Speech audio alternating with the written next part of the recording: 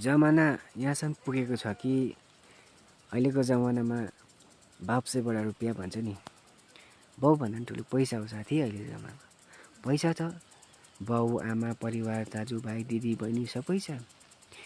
यदि कुनै छोरा मान्छेलाई धेरै प्रब्लम र दुःख समस्या आयो भने न त्यो बाउमा हुन्छ, न साथीभाइ हुन्छ, न को इष्टमित्र हुन्छ।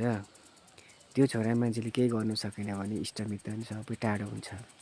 साथीभाइ त के गर्नु, आफन्तले त आफ्नो सोच्दैन भने अरू त के गर्नु। त्यसैले साथी, बाप से बडा रुपियाँ, बाउभन्दा ठुलो चाहिँ पैसै हो। पैसा छ, सबै छ, पावर छ, शक्ति छ, एनर्जी छ, सबै छ। अहिले त त्यो हो साथी। त्यसैले त मान्छेहरू पैसाको पछि दौडिन्छन् त। मान्छेलाई राम्रो सोच विचार भएको मान्छेलाई चिन्दैन।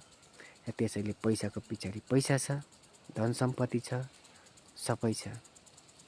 पैसा छैन भने आफूले केही गर्नु, पैसा कमाउनु सकेन भने, आफ्नो हालत खराब भयो भने, भाग्य र समयले साथ दिएन भने सबै टाढो हुन्छ साथी। त्यसैले पैसा, मनी इज एभ्रिथिङ।